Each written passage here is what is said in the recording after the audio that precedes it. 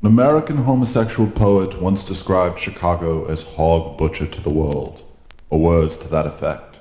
It was an adequate assessment, teeming with stockyards full of cows waiting to be blasted into shards of bones, pools of fat, and slabs of steak. Chicago has long been viewed as the brutal hub of America's Midwest. Its legacy has been enhanced by such things as the 1968 police riots, the corruptly stifling reign of Mayor King Richard Daley, and the racist political Donnybrooks that have been raging since that self-crowned monarch's death. Quote, the Windy City, unquote, is indeed a moral cess upon which the country looks in awe, and mass-murdering clown, pederast, John Wayne Gacy was not the only man living in the city's crawl spaces. As Henry Miller once noted, quote, Chicago is a vast, unorganized lunatic asylum. Nothing can flourish there but vice and diseases, unquote. It is perhaps fitting, then, that one of the most thoroughly diseased bands of the Reagan era, Big Black, made their entrance to the world via Chicago's scorched and bloody portals. Nominally birthed during the last wheeze of hardcore punk formalism, from their very first croak, Big Black offered a vision far uglier than that preferred by their mohawked non-brethren.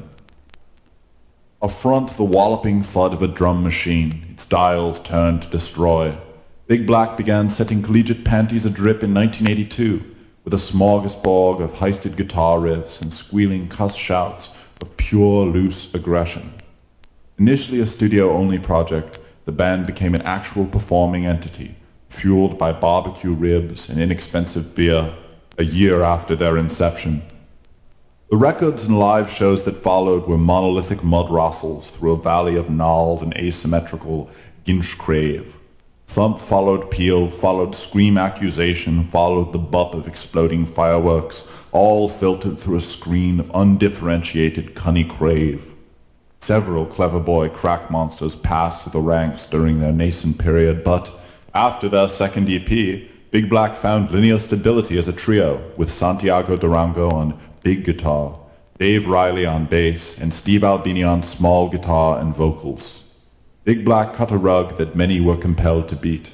The band was not necessarily met with uniformly open arms and hastily dropped trousers, but they were met, on their own terms too.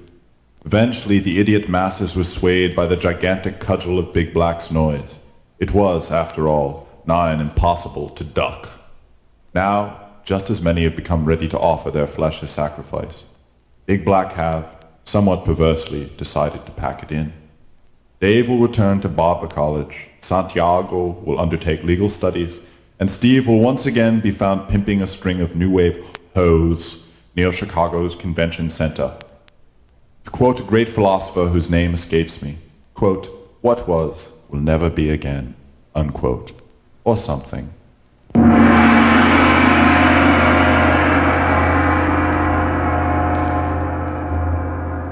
Big deal.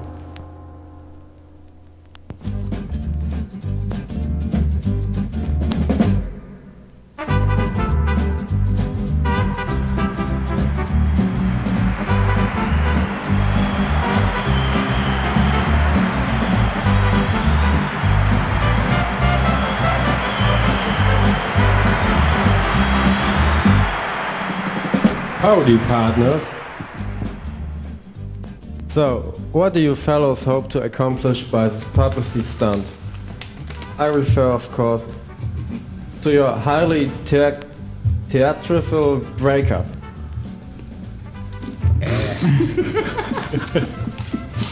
Oh, you Texans. Well, it's just like what our manager told us to do. At one point we decided that if we kept going any longer, we'd have to get married because our family wouldn't understand. We'd probably start to suck, too. And we didn't want to get married. All right. Sucking and getting married are about the same things, too, when you think about it. What is the law that Santiago hopes to study? The law that keeps long-haired rock critics that wear goatees from being shot on sight. Is it possible for an illegal alien to get a law degree in the US? I got an uncle named Rico, chump. Is you all in Big Black officially pro-crack? Absolutely. Certainly. Absolutely. Do you really need to ask that? I don't know if they have crack in Texas, Daniel, but it's real easy to make. All you need is some ammonia, some baking soda, well, some street-grade Coke, and... Back in the old days, they called it freebase, but it's like there's freebase and spouse abuse, and then there's crack and beating the shit out of your wife. So Dave, how was it that you came to turn Bootsy Collins onto crack? Oh, Bootsy and I mean, I remember I was with him when he bought his first Sunburst Precision bass, and he just needed a focus, and I thought I was the person to give it to him. Need I say more? No, that's alright. That's okay. Yeah. Why do you all wear those stupid hats? What's to hide? Why don't you all wear Stetsons like real men? Well, I'm sure Stetsons are pretty easy to come by in Texas, where you're from, Daniel, but up here in the north, we have to settle for, fedoras. And it's, makes us feel more like impotent old men, which is something we try to do a lot. We're impotent young men, and we're going to obviously grow into impotent old men. So Santiago, I can see that glimmer of recognition in your eye when I make a statement. Man. Just because I love you. Oh, you cowboy. So, Santiago and Dave, had you ever worn a hat that idiotic before you meet Mr. Albini, the gypsy? You mean Scooter? Who? Scooter? I mean, Scooter, who played bass with Stations. Yes, I think. Well, I was nothing till I met Steve. And don't call me a gypsy. I'm sorry for that. You've probably still got cow shit under your heels.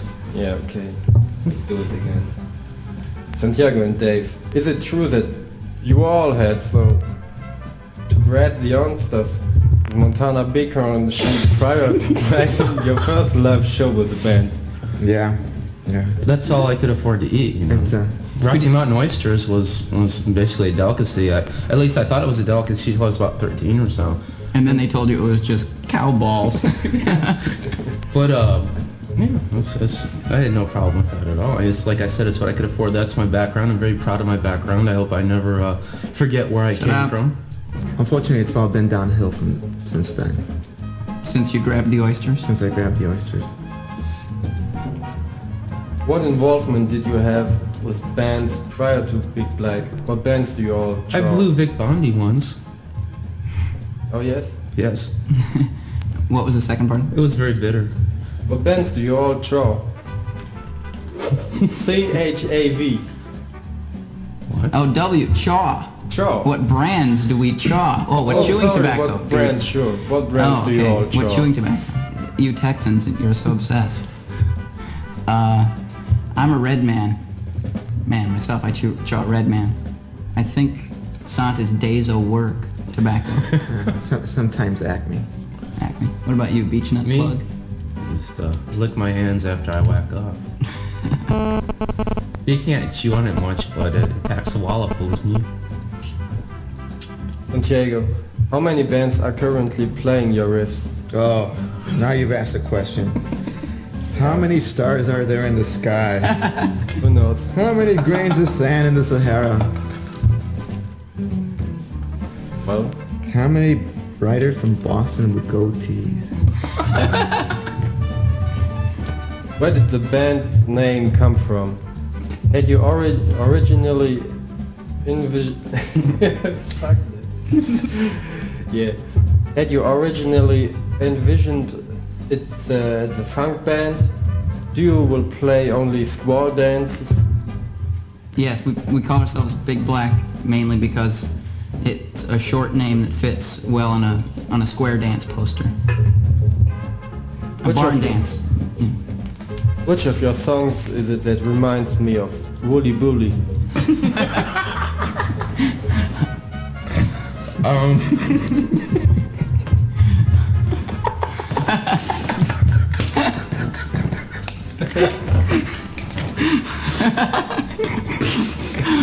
What was that one we had?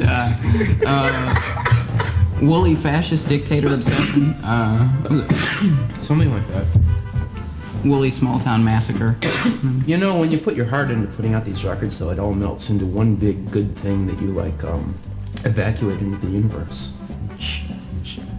He's from Texas. He'll shoot us. Oh. Are you all circumcised? You mean around the penis? I'm circumcised around the top of my head. I don't Wherever know. you want. Yeah.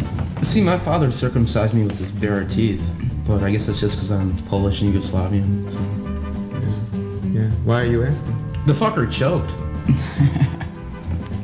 By asking. Because see This question right here on the... see them two pearl-handled revolvers he's wearing? Don't ask no questions. Okay, man.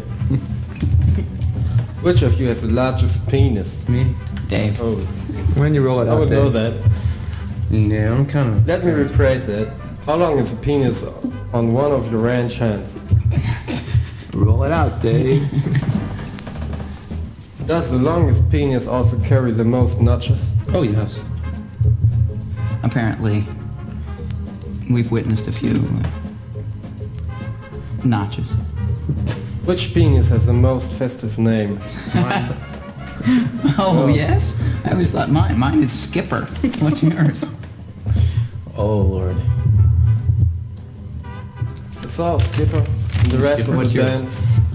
Well, I You ain't guess. no penis. Zeke. Mine is Zeke. Of course, Ezekiel. It depends on kind of what mood I'm in with it.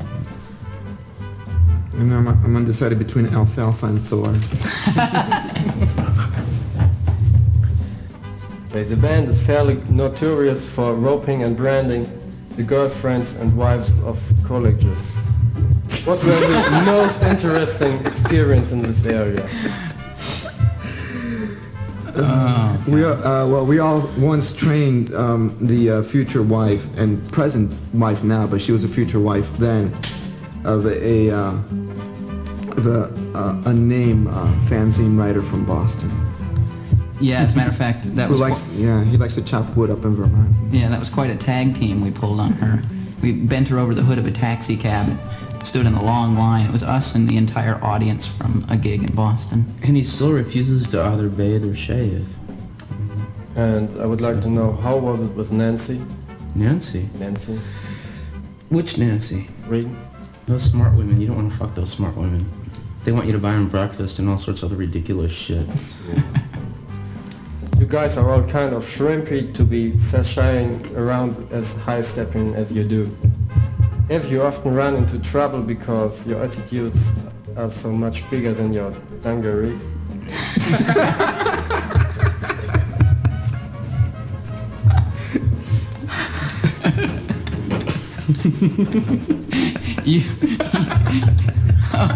You Texans, you're so quick with that Western wit. People confront us on elevators all the time and shout at us and tell us they're going to beat us up, but they never do. Why? They're afraid of your big muscles? Maybe. I think they're afraid that we'll just shout, "Please stop, don't, I'll cry." Okay, All you really need to do is say, quit your bellyaching. you told me, yeah. Whose ass has the most expressive hair? As the only Italian in the band, I think I'm the only one qualified to answer in the ass hair department, and I think it must be me. It's sort of a Prince, kind of a soft wave.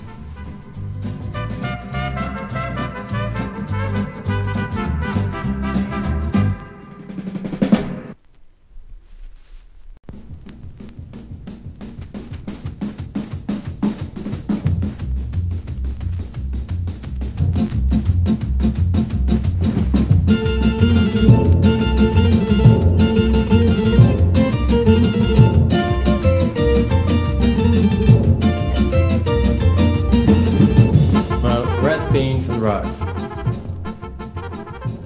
Steve. Steve. You were quoted in the Los Angeles Weekly as digging the shit out of the DeFranco family. Is this because of the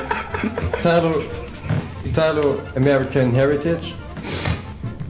No, they did this song called Abracadabra that I thought was really just one of the prime pop masterpieces of the 70s. That's, I mean, it's a sincere respect I have. I dug the shit out of Ava once. If you had guns, how would you use them? If we had guns, we wouldn't be here. Yeah, we wouldn't need to. Why? Just stick to the script. I want to know that. Are you still pissed about the war? About which war? The There's so Alamo. many. You remember the Alamo? The animal? The Alamo. Remember the Alamo? No. That's when those Mexicans kick your asses down there in Texas? No. Oh yeah, sure. No, I actually own some guns, but they're not here. They're in my parents' house. And I used to shoot small inanimate objects. Anything smaller and weaker than me, I would shoot, because you don't want to shoot anything bigger, because if you miss, it'll come and kill you. Sure. Is everyone in the band fascinated with explosives, or is it just one of Albini's obsessions that gets farthest of anyone? Oh, both. Well, Sant always gets pissed at me whenever I set firecrackers off on his side of the stage. It does stink pretty bad and makes it hard to breathe, and you spit black phlegm for a couple of days afterwards. And It's kind of like eating corn or peanuts. I mean, you have something to look forward to. every now and again, when the fireworks go off, some of them will jump up by your head and before they blow up, and then you lose one side of your hearing for the night. So what's the connection between barbecues and fireworks? They're both sort of a group sport. That's all. And well, actually, in China, the company in mainland China that exports all the fireworks from mainland China is called the People's Animal Byproduct Collective or something like that. So in that sense, maybe ribs and fireworks come from the same place in China. That's possible. So does the band have anything like a central obsession? I try not to zip my dick into my pants because it really hurts. So I'm kind of concerned about that whenever I zip up my pants. I suppose we're all just sort of basic, pathetic, middle-class American males. And that's all there is to it, I think, really. Big Black's records have sometimes been packaged in unusual limited editions. Sleeves such as a metal version of Bulldozer and the disgusting version of Headache. Are you yourselves collector scum? Why the attention to such scum-pleasing details? I've never really thought of them as scum-pleasing, but that's a really good phrase. 47.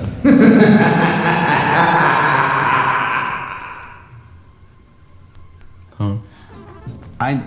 Most of the stupid packages were my ideas, and I think it just, because I figured if nobody liked the music, at least they'd have something to play with after they'd spent the money on the record. And anybody who's bought Headache is well aware of that. What happened to the guy on the cover of the limited edition Headache? He looks like you, I think. I don't really know. It looks like it looks like a purposeful violent act, but I don't really know what kind. I mean, I don't know if it was an accident or, I mean, that's not too likely. He tripped and hit his head. Yeah, it looks like somebody did that to him, but I don't know exactly how, and I don't really care. It's just a repulsive picture, and that's the whole point. What the fuck happened to Dave's nose? Looks like he got tossed from a Bahama 6 seconds into a ring. That's exactly it, cowpoke. He got tossed from a Brahma 6 seconds into the ring. I know, I stuck my head in a food processor to punish my parents. What band do you all feel you've ripped off more than any other? Bananarama. Bananarama. He's ripped off Bananarama. He's ripped off Sly Stone. Actually, what's that guy's name? Graham. Who? The bass player? Graham Central Station? I guess. Larry Graham. Larry Graham, the bass player. You've ripped off Larry Graham. I've ripped off Larry You've Graham. ripped off Bananarama. I've ripped off Gang of Four. And Suicide. You followed Sonic Youth's lead in leaving Homestead, signing with Blast First and doing a forced exposure single. Do you consider yourself copycats? Yes. Yeah. Whose idea was it to start covering Ode to Billy Joe? Mine. Why? Why? Because I think we're an American band and we have a responsibility to other patriotic Americans throughout the United States to use the influence we have to perpetuate patriotism. Who chooses the cover songs you do? Albini gives lip service to the idea of democratic operation, but his Mussolini thing doesn't seem purely ironic. Oh, well, it isn't ironic. I mean, I expect these people to do what I tell them to, or they'll be out on the street lickety goddamn split. Jace? And every now and again I'll have them polish my shoes as well, because I can. Which of you received the most pleasure on Paul Smith's love couch? You. Yes. Fine. And it was by myself. That's Dave, by the way. And it was by myself, and it's probably more pleasure than he's ever received out of it. Yeah, Lord knows Paul Smith receives no pleasure on that love couch.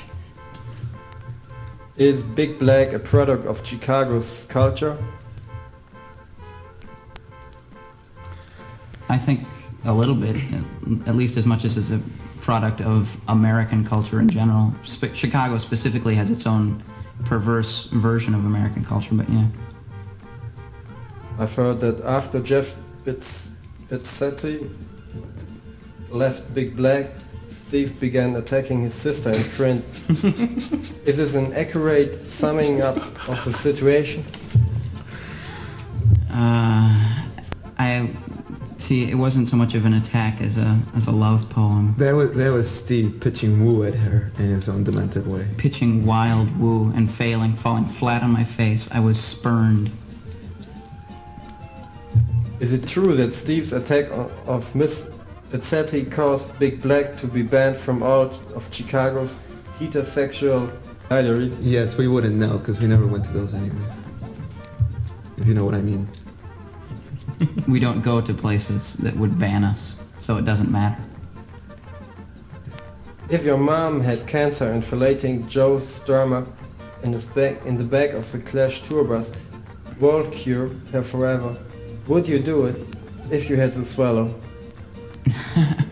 I would tell her that we would give her a nice funeral. I'd say, Mom, we'll miss you. Where's Dave going to Barber College? Oh, down south. Arizona, it's right next to Texas. I know that. I want a real career. Not this loudmouth music shit. Where is collegiate pussy the tightest, the loosest? Wherever you find it. Oh, you can work tight ones into loose ones pretty quick if you try.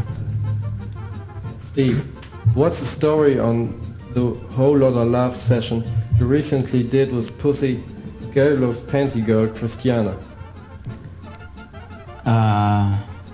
That's another pathetic attempt at getting into somebody's pants that I've tried. It again, it failed. But it's very well documented at any rate.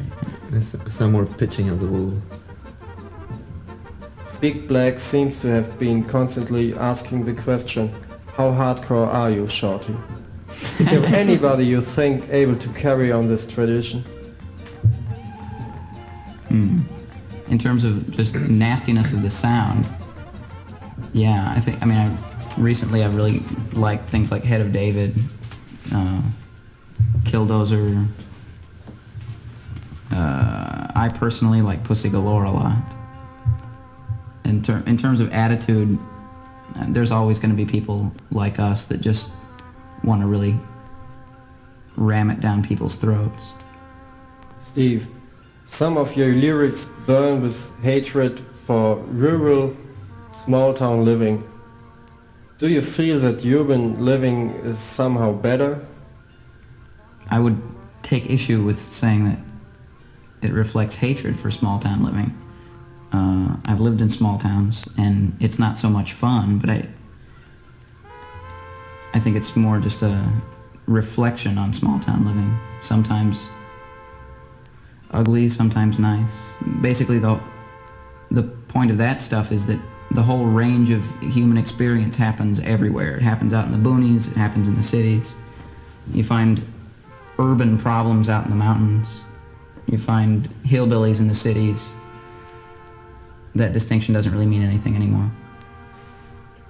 There's an air of pontification to Big Black's lyrics, packaging, etc. In this sense, Big Black is a message band. Do you feel that you got your message across? Why don't you shut up? Suck my dick. Yeah. You Texans, man, you're so picky. We're going to ignore that question, Tex. Right, okay. So saddle up and ride the hell out of here. Take care, I'll shoot you. Have any of you ever been in jail? Maybe in Texas? Best ones? No. I've been in jail? I've been locked up. I've never been convicted of anything and gone to jail. Well, you were in jail. You were in the pokey. Period. No, well, just a holding cell. You were in the pokey. Yeah, I suppose. Come on now. No. You're not. No, we're not hardened criminals. How can a band with such obviously middle-class aspirations put itself in the position of advocating aggressively anti-conformist activity? Well, We're liars. We're liars. basically we're full of shit. I'm a middle-class homeowner in the second biggest city in the country. And these guys are hired stooges. So we're basically completely full of shit. How many more Big Black recordings will be released? After Headache, which is, I believe, what this is coming out around. After Headache will be a single with 2 cover songs, terribly clever, with an incredibly attractive cover photos, and then an album called Songs About Fucking, which will be out sometime in the summer of '87. Following that, there will be a live video cassette, and that's it. We've already been bootlegged. What else is there left for us to do? Now we're heading up into the last roundup. What have you heard about the Paul Smith-Gary Hart connection? They had to pry him apart with a crowbar. That's it? That's it. So thank you a lot. Saddle them up, ride them out, and don't let the sun set on you in this town.